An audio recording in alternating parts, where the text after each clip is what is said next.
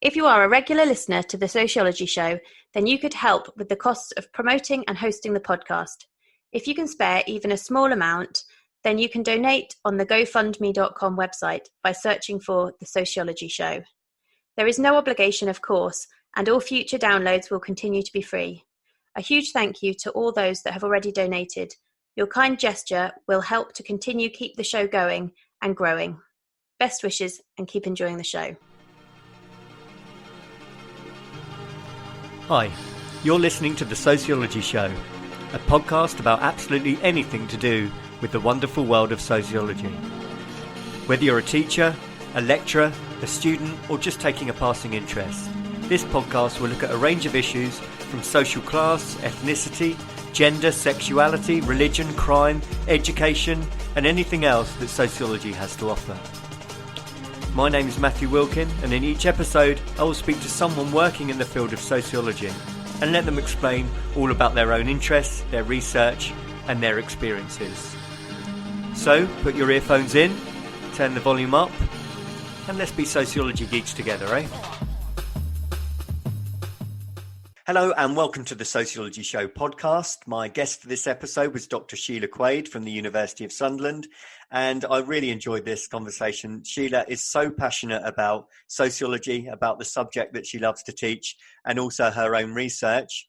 She researches a range of different areas to do with the family, and in particular, her current research is looking at those females who choose or are not mothers. And she's been conducting case studies and research with a number of different child-free women. So really fascinating piece of research. I think you're going to enjoy this one. So without further ado, let's go over to the interview. Hi, thank you very much for taking the time to talk to the podcast. Do you want to start by introducing yourself, please? Yeah, I'm Sheila Quaid and I'm a sociologist. I work at University of Sunderland and I've been there for over 20 years, but I've been in sociology for about 26 years. Great. And you say 26 years. Where did it all start for you, Sheila? The beginning of the story was the first job I had when I left university, which was on an access project. I went into equalities work. As part of that, I was in a women's studies programme at University of Central Lancashire. And I was there for 7 years. And what I really wanted to do, rather than be in training around equalities, was to be in teaching and research. So I started to apply for academic jobs without a PhD. And the only place that I had success was Sunderland University, who gave me a half-time temporary job at the end of the 90s. And I've been there ever since. I've moved straight into full-time senior lecturer after about a year. And I've been there ever since. And yeah, that's my route into sociology. Apart from having done a degree in sociology and being gripped by the subject from quite a young age. All right. And you say gripped by the subject. So what kind of inspired you? Is there any particular writers or theorists that inspired you? Yes, through my life. And the first thing that inspired me to study sociology was the idea of ideology and how people and populations can be persuaded to do quite horrific things, because when I was young I'd been interested in the awful things that had happened in Middle Europe in the Second World War to ethnic minorities, and I wondered, how can that happen? How can that occur, that human beings can do this to other human beings? And I actually went to a university college to study English and sociology, but in the first few weeks one of these theory lecturers taught us about Antonio Gramsci. And I was sitting in a lecture listening to this theory, I think it's called Notes from a Prison Notebook by Antonio Gramsci. And the lecturer was talking about how Gramsci explains to us how certain ideas can become just ordinary common sense. And so actually the unimaginable can happen when we manage to turn it into common sense and it's an ordinary decision. And this really gripped me and I thought, this subject is going to tell me how this works. So I ran over to the admin block in the college that I was at and I asked to switch from major English to major sociology.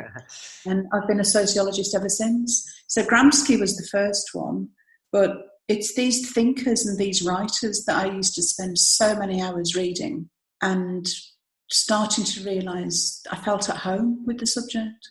So moving on, if I moved on from Gramsci, I would say one of the next parts of sociology that we were taught was Marxism. The way we were taught in the 80s was to read the originals. Well, I couldn't cope. I just couldn't cope with the Communist Manifesto and all of these, the woman question and by Engels and so on. And then I found this book in the college library, and it was by Alan Swingewood, and it was called Marx and Modern Social Theory. And I read it, and I had a light bulb moment, as we call it. I do understand it. I understand this stuff. And that was really important to influence Alan Swingewood's book. Myself and an old college friend found it recently on some sort of website, and he sent it to me. The reason it's so important to me still to this day is because he made a really complex theory accessible to me. And that's what I'm passionate about in the way I teach sociology, that we shouldn't shy away from the complexity of theory, but there are ways to make it accessible. So from then on, I've got many, many others, sort of heroes and sheroes of sociology. Do you want to run through a few others? I do. I teach inequalities. And so this includes things like gender, race, sexuality, nationality, class, and all of these aspects of our differences and how we understand them. And on nationality, the most wonderful writer ever, Benedict Anderson, on imagined communities. And when I read his work, it was such a different way of thinking about nationality. And I teach his work to this day. Even this semester, I've been teaching students to interpret his work around the things that are happening now in society around national identities. So Benedict Anderson, when he wrote Imagined Communities, this troubling idea that a nationality is just an imagined identity that's made up of a flag and a symbol and a set of signs. And yet, at the same time, people are prepared to die for their nation. So he brought the emotion into sociology for me, the fact that nationality is not just a set of ideas, it's about an emotionality. I absolutely love his work, and I've got the reprinted version, every new version that comes out, and I use it in my teaching. But if I'm going on a run through, I can't go any further without mentioning our lovely colleague, Professor Peter Rushton, died in May this year, and I've been working alongside him in the classroom for 20 years now. But Pete was a political sociologist, a historical sociologist, and in most of his work, he's published on the history of slavery, the transatlantic slave trade, and so on. But if I was to bring it down for one thing that I've learned from Peter Rushton, all through the years, is that culture reproduces structure, not the other way around. And I just was working alongside him one day, and he was explaining this to students. So then I had a conversation with him about it, and he just totally changed my mindset around the importance of culture. And from then on, he and I just taught culture modules and developed culture modules over the next few years. So Peter Rushton's been a huge influence. And then there's two other people that I've actually worked with in the earlier days. One was Margaret Coulson. Now, Margaret Coulson published a book with somebody called Riddle, back in the 1980s, and it was called Approaching Sociology. And again, like the Alan Swingewood book, it was held up to be one of the best sociology textbooks because it was accessible. It just produced the ideas in a way that a wide audience, a wide readership could understand it. And that's what I think is really important. And later I worked with Cynthia Coburn, and I couldn't believe that I got this role as a research assistant with her, because she'd written a book about local authorities called The Machinery of Dominance. And she'd also started to work on equalities. So I was a young equalities officer at the time, and I was asked to be her research assistant doing a project in a university. And the book that came out of that, I still use to this day. For anybody who wants to understand inequalities, gender inequalities in organisations, the book by Cynthia Coburn called In the Way of Women is one of the most important to me in my history. And then moving on in terms of my feminism, it would be Angela Davis. You know, every student I've ever taught will tell you that I say to them, if you don't read anything else in the first year, read Angela Davis, Women, Race and Class. If you don't read anything else, read that. And I still maintain it to this day. And then linked to her is Patricia Hill Collins. Without her, we wouldn't have intersectionality, which is what I teach now at master's level. And then in terms of my family sociology, the two people that I would mention in terms of families, again, very sadly, we've lost him this year, David Morgan in Family Connections. He gave us a framework for understanding families that shifted the sociology of this field. And it was simply this, which is we shouldn't study what families are, we study what families do, or how people do families, live families, what's the lived experience in everyday life. And David Morgan's book, Family Connections, is hugely influential in what I do. And then, of course, in terms of researching families, the person I'd mentioned just in terms of a later influence is a writer and professor called Jackie Gabb, who's written some quite detailed work about researching families, and that's really helped me in the last few years as I have actually gone into researching people's family lives. Quite an array of people, but that's only a few. Yeah. And just a little flavour of why I love this subject. That's brilliant. And I totally agree with you with the idea about accessibility. We need to be attracting young students into the subject, not putting them off. So I definitely agree with that. But leading them to the complexity, not avoiding it. Absolutely. Yeah. And you mentioned the work on the family. That's your kind of main area of research. Is that right? Should we lead into your own research? Could you tell us a bit about that, please?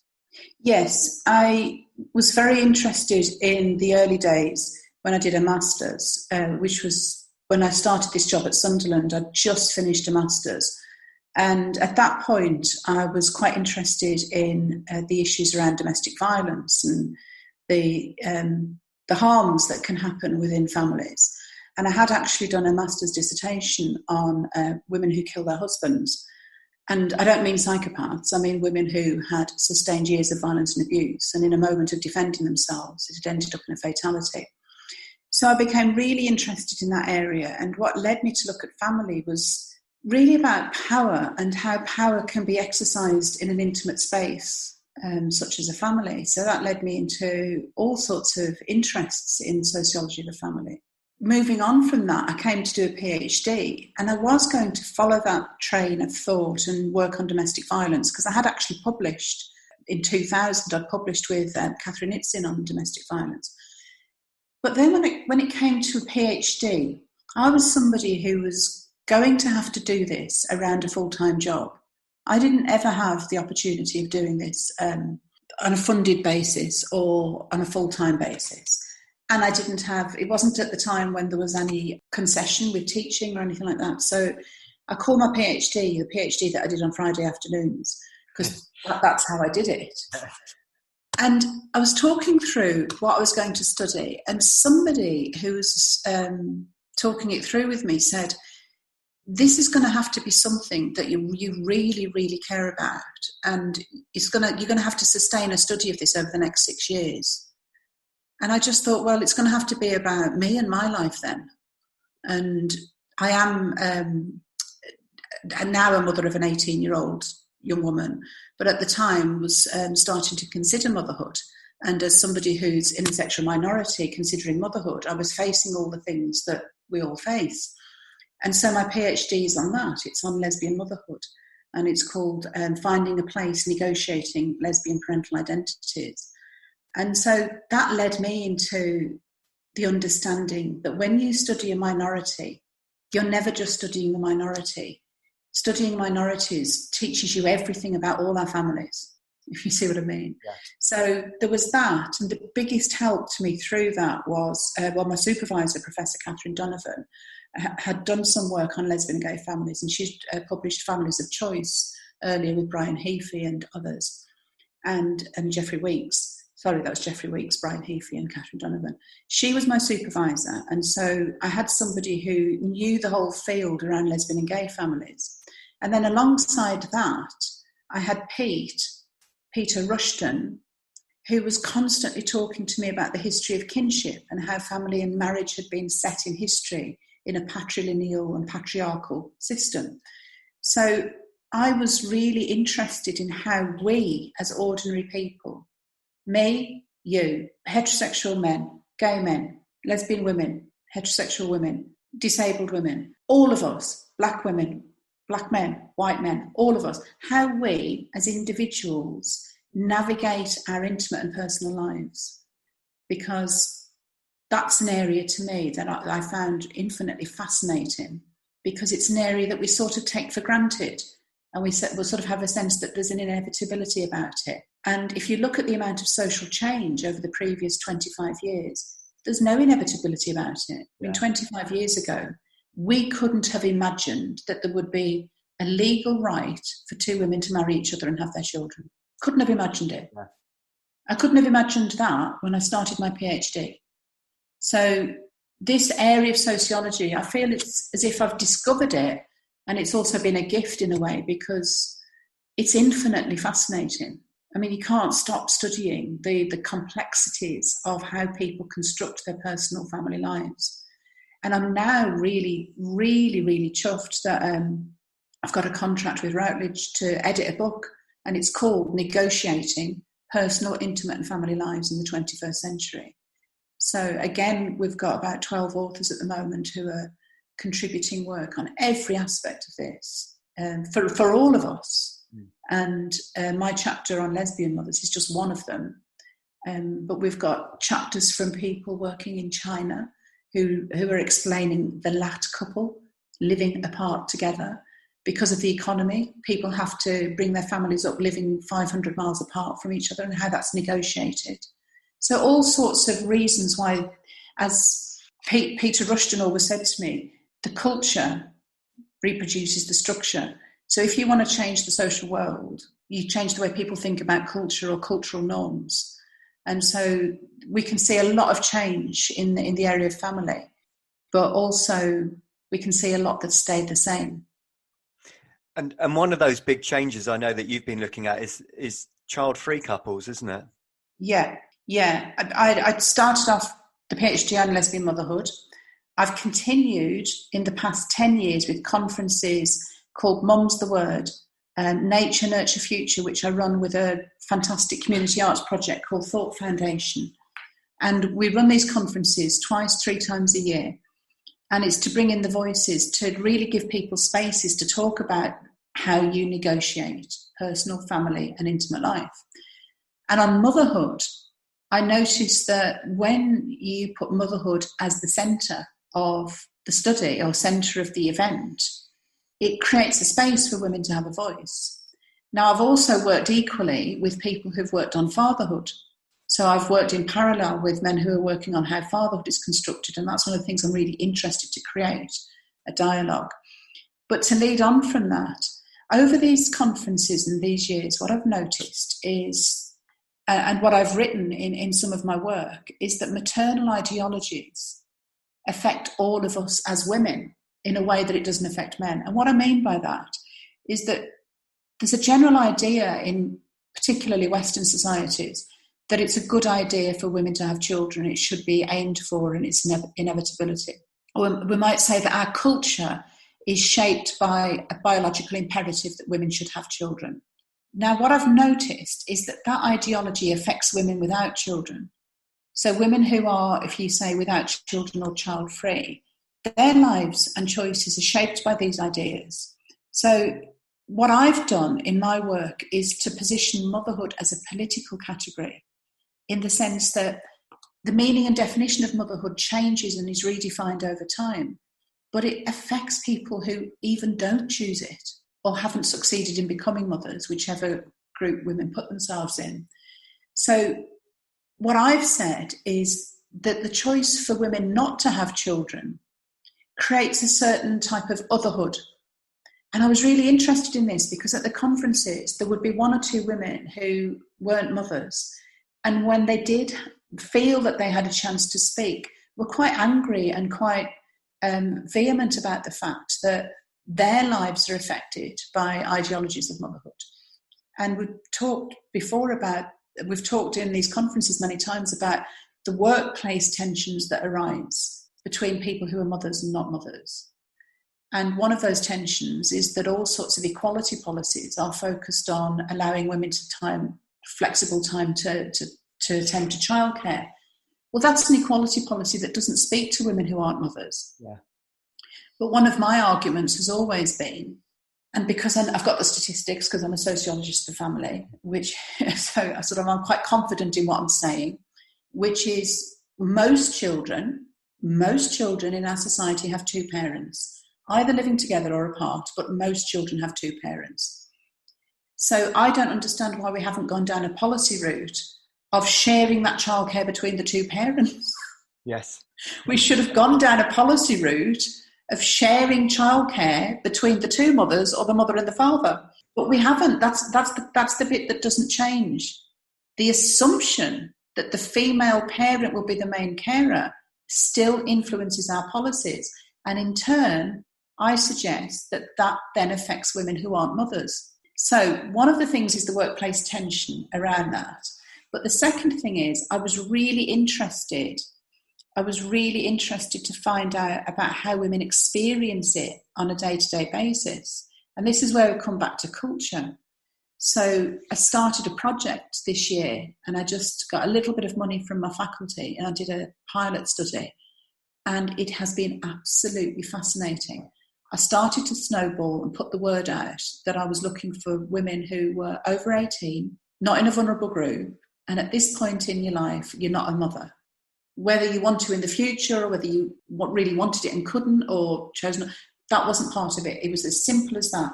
You're over 18, you haven't got a child or children, and then the emails just didn't stop. It was just like ping, ping, ping, ping, ping, the number of people who wanted to be interviewed. I've still got a waiting list of people who want to be interviewed if I get the funding to do a bigger project. And that was really interesting to me. And what they were all saying was, people don't ask us about this. Yeah. That was overwhelming. I really had to get in touch when I saw this, because nobody ever asks us about this. And the sort of themes that are coming through, some of them I expected, but the depth of feeling from the women I'm talking to is something that I didn't expect. It's been absolutely fascinating. That's great. And before we get started, I mentioned the importance of saying child-free as opposed to childless. I think that terminology is really important, isn't it? Yeah. And I've talked about terminology to the participants, and I'm learning a lot from the pilot study. And this is where language in research is so important. We have to be really careful about the way we talk to people about their lives. And so the biggest important message about research technique for me is allow people to decide. Allow people to decide. But you have to create a way to do that, and you have to create a technique and a mechanism to do that. So the mechanism that I used was to read out to them some research from psychology, and I explained to everybody in the interview that from my literature reviewing, most of the research on this is in psychology, not sociology, and most of the research on women who aren't mothers. So I read out all these terms, and they included things like child-free, childless, voluntarily childless, involuntarily childless. And all of the respondents hated all of those terms, and they thought they were quite medicalised terms, and they were just terms that were used to categorise people. But if there was a choice, then child-free was the favourite one. Yeah. But then that didn't speak. This is about difference and intersectionality, you see, because that's okay, but that's not a term that works for women who really wanted a child and really yearned for it and tried but couldn't. So then to say that you're child-free is a term that doesn't work for her. So that's what I mean about just sensitively finding a way to let respondents and participants choose for themselves how they're going to be talked about.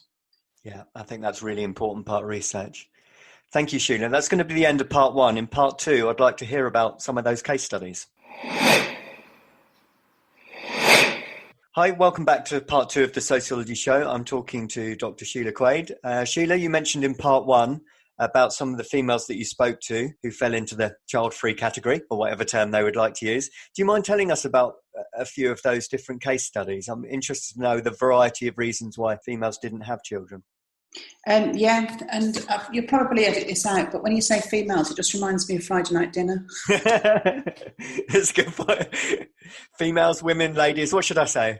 Help me out, Sheila, help me out here. Well, you see, that I'm just using humour a bit, but it does remind me of the dad and Friday night dinner. Yeah. But it's got females. Yeah. But Can I ask you a question? Is it hard to say women? Because I do find that people find it hard to say women, and people then think about the alternative ladies, and then that doesn't quite work in social research. You're right. And I have this teaching students as well, actually, because a lot of the students I teach are 2021, and girls seems inappropriate. Ladies sounds... I would support that. Yeah, that sounds a bit inappropriate. Ladies, I'm not sure. That doesn't sit well. Women as well. Yeah, it's a good question, Sheila. Yeah. But why is women uncomfortable? That's one of my questions. And I'm like you, this conversation comes up in teaching all the time. Yeah. I think it's something to do with the history of class. I think it's a class difference as well, which is, when people refer to me as a lady, I say, well, I'm not a member of the aristocracy. I'm not titled. Yeah. And yet I do know that people, for some reason, find woman uncomfortable. And I'm not sure why. I think it's because we've got a culture that talks about gentlemen and ladies, and it's about politeness. And people associate woman with such and such a woman, or sort of putting somebody down or something like that. That's what I was going to say. Often that the term woman might come with negative connotations. Yeah. I mean, I'm quite serious about it because I think language is really important. But because I use humour in teaching, when I know the students quite well, after about 10 weeks of a module on gender, when they all come in, I say, good morning, gentlemen, good morning, women. Yeah. And then they all go, well, particularly the young men, so, why do you call them women? You call us gentlemen? And I says, because I expect them to be women, I expect you to be gentlemen. See, the meanings are different. Yeah. Anyhow, I'm going to talk about the women that I interviewed. Yeah. Okay. So I'm going to start talking about Jean, who was 37. And Jean said that she was brought up as a Catholic, and she thought that sex was for procreation because that's what she'd been taught all through her Catholic upbringing. And we clicked because I was brought up a Catholic and we were taught that. And it's not just a Catholic thing, it's a societal thing. Anyway, she said, I had this realisation in my early 20s, and I thought one day, oh my God, I can't remember exactly when it was or where I was, but I was in my early 20s and I was thinking it through, and I just thought, oh, I don't have to do that if I don't want to. And so the notion of choice just came to her immediately. And she knew immediately when she had this idea that having children was not for her. And this is an interesting one to start with, because this is somebody who thinks a lot. Jean thinks a lot. These are obviously pseudonyms. Jean obviously thinks a lot about things. And it was the fact that she hadn't thought it through. And this is really interesting because most people don't. I didn't.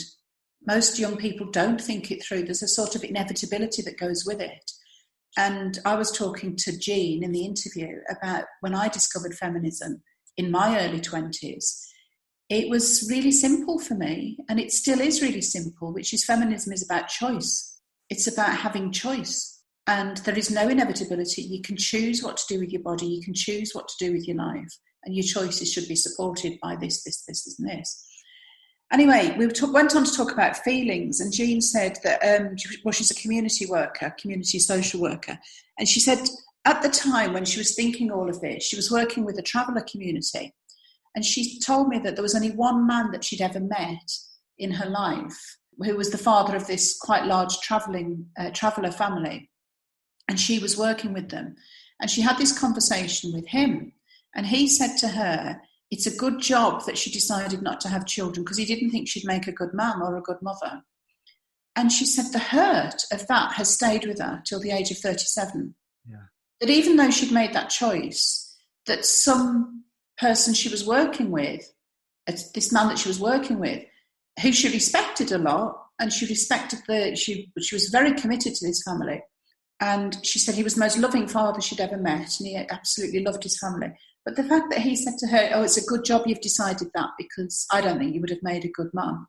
And that sparked off a thing about emotionality in the research. And I did have a lot of tears, and I had a lot of people feeling very upset at different points, including Jean, who'd clearly decided against it, but felt the hurt of that stayed with her for over 20 years, for over 15 years.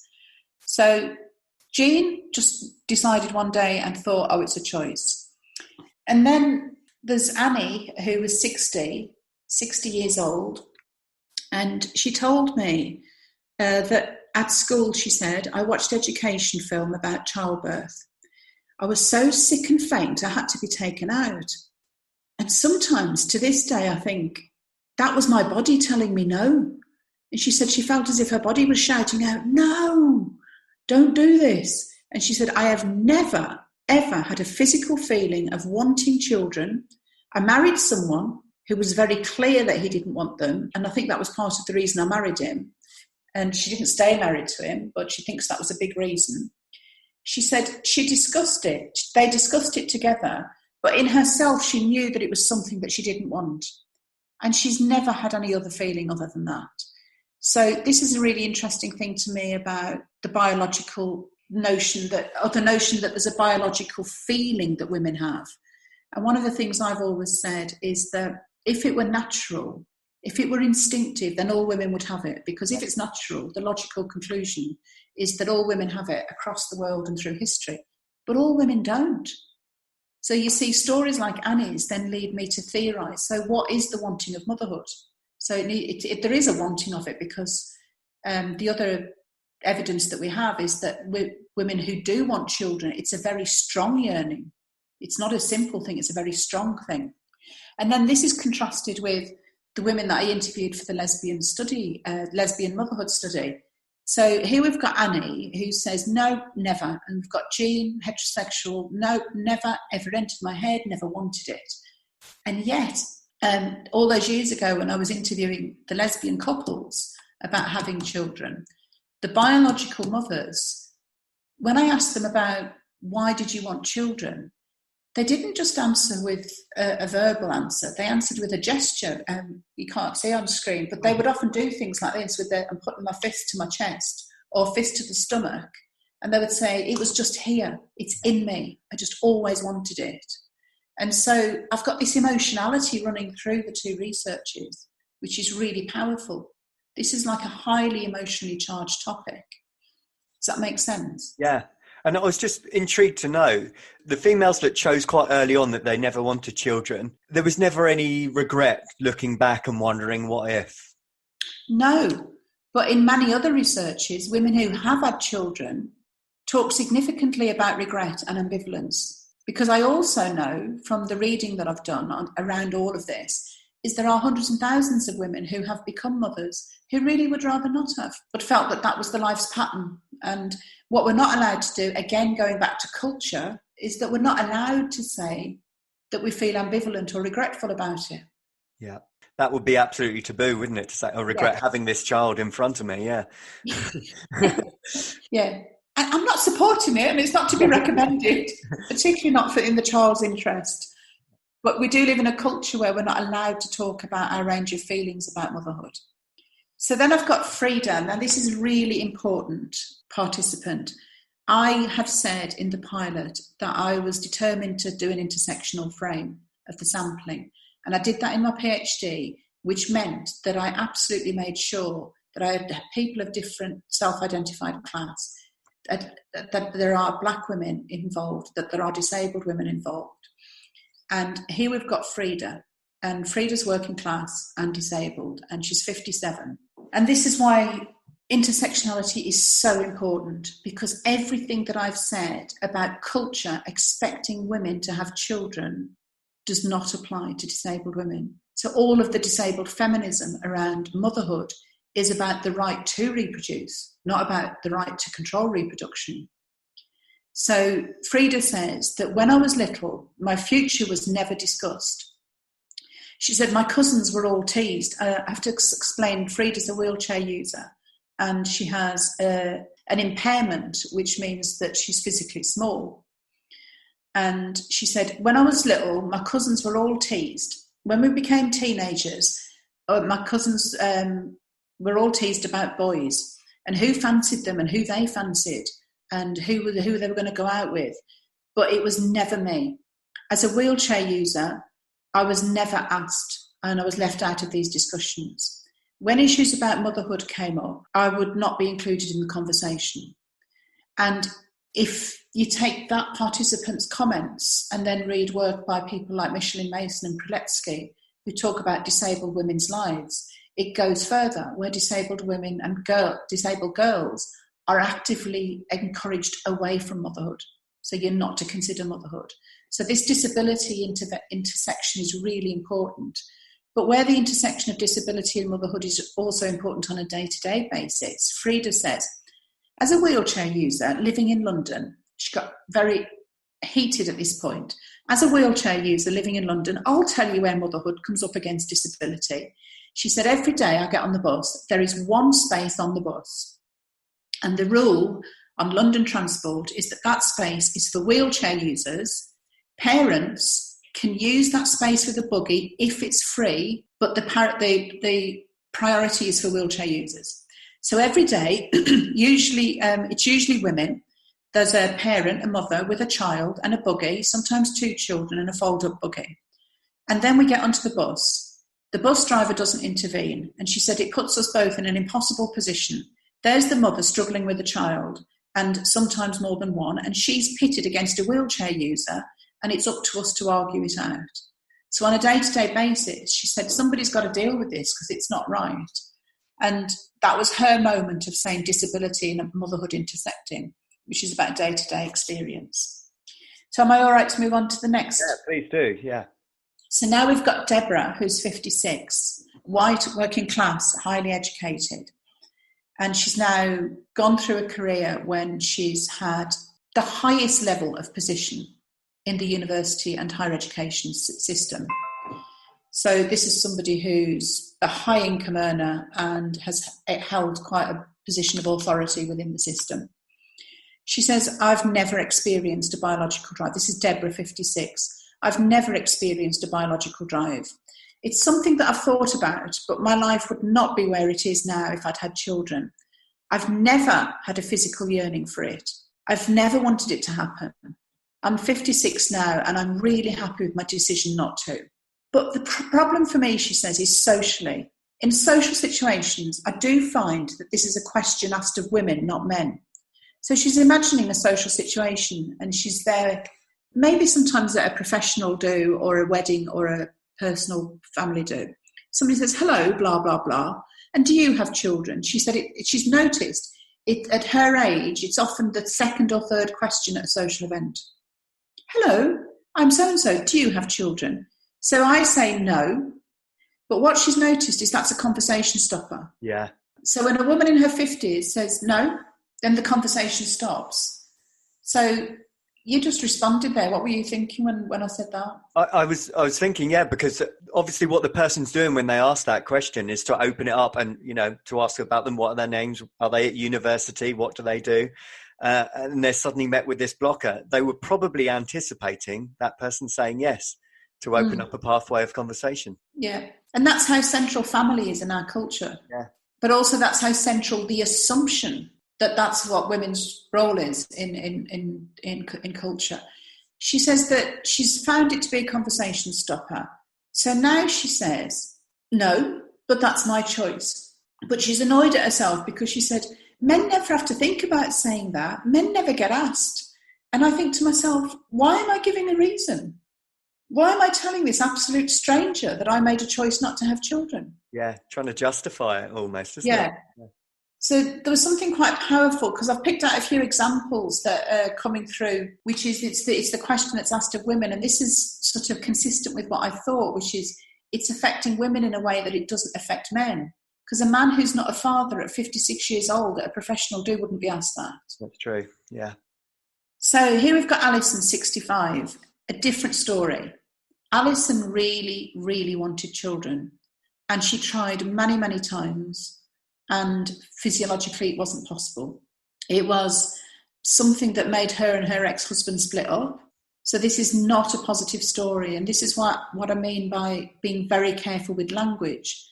Because nobody could comfortably use the word child-free for Alison, because that's not how she feels. She feels not having children is a grief and it's a loss, that she'd always wanted it and it didn't happen.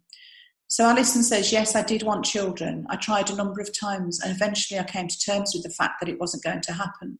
And she went on to tell me that what she wanted to do was to really have an investment in other people's children and be able to be involved and maybe be of help and support to other people bringing up children. She's somebody who's a socialist and thought, well, in socialist networks, you can support other people bringing up their children. But she was telling me that it's really hard as a person without children to be considered as somebody who might help, because there's a sort of resistance that people who've already got children are helping each other. But she found it really hard to get into position to be able to be seen as somebody who could help. She said one time, this friend's daughter was having a really hard time, and because of my background and my skills and my professional skills, I thought I could help because it's what I do at work. But I felt that I couldn't because I was worried about pushing her mother out of the role. But I wasn't asked. I noticed that other friends were asked to help who'd got children, but I wasn't asked.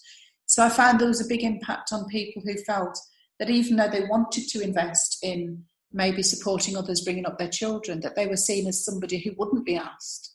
So there's this feeling, the title of the project is M/Otherhood. Yeah. This feeling of being othered in everything to do with bringing up children. Because one of the things I was quite intrigued by, Sheila, I don't know if you've noticed in the BBC this week, they're talking about the reduction in the birth rate and predictions about in about 100 years where we'll be. And all the predictions do point to the fact of less children, particularly in the developed world. Why is that a problem? There seems to be this huge fear about a drop in the number of women wanting to have children. Why is it such a concern? I've got a number of ideas about it. I'll try to answer your question. But I'm trying to think of the woman who's at Cambridge University right now doing really detailed research on the number of children born and damage to the planet. Yeah. And she's arguing that it's a misdirection of concern because the derogation to the planet is not happening because the number of people on it. It's happening because of the distribution of resources on it. So she's arguing for a redistribution of resources, and actually the number of children that people have is really not the priority issue in terms of protecting the planet. But why is there a concern about a drop in the numbers of women having children? Well, let's go through some of the possible reasons for that. One is that we know that reproduction has to happen because we have to have, this is one of my things in the political economy lecture, in order for a capitalist society to work, we have to have population growth. So we have to have consistent population growth in order for the system to work. So that growth comes from two places, people having children or immigration. So actually, in countries like the UK and the Western countries of Europe, I should say the Western part of Europe now, the population growth is actually being achieved through immigration rather than births of children. So there is a concern because we have to keep reproduction going. But I've got another idea about the drop in numbers of women having children, which is it really does raise that challenge about our existence and that we're not only on this earth to produce children. So there's this concern about women not having children. To me, it opens up this clear visual image of choice. Oh, actually, women have got choice. And I think that's the fear. I think there's a fear around that. But that bit isn't evidence. That's my feeling. That the concern is like, women are making choices about this. Because I wonder if there must be a tipping point. So if we get to the point, for example, that 50% are child-free by choice, they wouldn't become otherhood, would they? It would become normalised. So I wonder where the tipping point between the distribution of the number of women that choose to be child-free becomes normalised rather than othering. I'm going to write that down, and that's going to be one of my things that I'm going to explore. That is really important. Because if it becomes 1 in 3, then you're not an anomaly anymore, are you? But it's not 1 in 3. Well, yeah. I should have come into this interview with all my evidence. No, but I know that's a long way off. But if we continue to go down that path, there must be a tipping point where it's perfectly normal, and you won't get that question at dinner parties. What you're alluding to is that moment of social change. Yes. When the shift in expectation occurs. And this is one of the things that I'm really interested in. We're nowhere near that point. No. But also, it's this thing about choice, which is, I'm absolutely convinced that reproduction is driven by women wanting it more than men wanting it. And I think women want children. I don't have any dispute about that. I think the evidence is overwhelming that the majority of women want children. But the wanting of it is what I'm interested in. Where does the wanting of it come from? Because I don't think it's natural, and I don't think it's biologically built in. There's a biological capacity to reproduce, but I think it's something else. Because I was wondering, is the wanting because other people are? So if you're a woman in your late 30s and all your friends have had children, is there a sudden panic? Not a biological panic, but a societal pressure? Is that where it's coming from? A societal pressure, or because other people are? Would you mind if I introduce another theorist? No, please do. Which has helped me with this. Yeah. There's a theorist who comes from psychoanalysis called Nancy Chodorow. And it's spelled Chodorow, Nancy Chodorow. And in 1989, she wrote a book called The Reproduction of Mothering. And she is a psychoanalyst who tried the question that you and me are now addressing. She tried to address it in this book. And she goes much deeper than societal expectation. That's part of it. But she said something happens in the construction of femininity and masculinity. So she's in between sort of biological determinist and a social constructionist. But she says the wanting of motherhood becomes psychologically constructed in girls and women. Yes. And because it's psychologically constructed, it means it doesn't happen to everybody. But she talks about she uses object relations theory, where she talks about the emergence of femininity and masculinity in boys and girls, and that this femininity and this wanting of children is somehow built in from an early age through psychological processes and psychological attachment, physical and emotional attachment, and so on, because she's in that field. And I'm not going to go into it in detail, but I teach that as well and say, look, there are these theorists in between who try to address, where this wanting comes from.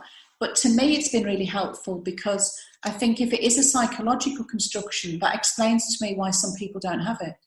But my overarching passion is that women and men are supported to have children. I think if I was to be really blunt, from 20 years ago when I did a study on parental leave for men, and we still haven't got it, yes, I think many of these issues could be dealt with by a redistribution of parental responsibility. So if we shared out the parenting between men and women and between two female partners or two male partners, but would take the heterosexual example as the majority, we wouldn't have these tensions in the workplace around this group of women getting this and this group of women not getting this and so on. Yeah, it's a political argument as much as anything else. Because motherhood, I would maintain, is a political category. Yes. It's constantly contested. It's not just a personal choice. And then what I'm interested in as well is to find out from masculinity theorists and men working on fatherhood and family, how do men see this? Because what I do know is that men's journeys to reproductive choices are totally different to women's. So, there's no wonder there's no such heartbreak in the world. It's like men and women even think differently about it. Yes, yeah, and treated differently in it as well. Yeah. Yes. Yeah. And my bugbear is that men's careers are not impeded by it. Yes. And I would like that to be acknowledged, because that's one of the things that we could acknowledge as a power difference. You can choose this, but your career is unlikely to be impeded by it. Yeah, I think that's a really important point to make. Unfortunately, Sheila, we've run out of time. We've been chatting away for almost an hour. We've really enjoyed it. I've got some exciting data. I've put an application in for a fund to do a much bigger project on this. Great. So I'm just really hopeful that it's going to be bigger. Yeah, and I think it really is an interesting, exciting piece of research that needs to be done. Not just wants to be done, but needs to be done. But just really quickly, I'm just really, really excited about this book that we're just finishing this autumn. It's coming out in April 2021. It's called Negotiating Families, Personal Lives and Intimacies in the 21st Century. So hopefully that's going to be useful. Right. And where can people find out more about that and your work, Sheila? Well, that particular publication is coming out with the BSA in a series called Sociological Futures. But my work, just the academic staff profiles at the University of Sunderland, Sheila Quaid, and it's all listed there. Everything I've talked about today is listed. Great. And people can add you on Twitter as well. Yeah, it's Sheila capital SHEILA, capital SQ85. Brilliant. Thank you so much for your time today, Sheila. I really appreciate it. Well, thank you. It's been really good. Thank you. Best wishes. Cheers. If you are a regular listener to the Sociology Show, then you could help with the costs of promoting and hosting the podcast. If you can spare even a small amount, then you can donate on the GoFundMe.com website by searching for The Sociology Show. There is no obligation, of course, and all future downloads will continue to be free. A huge thank you to all those that have already donated. Your kind gesture will help to continue keep the show going and growing. Best wishes and keep enjoying the show. Thank you for taking the time to listen to the podcast.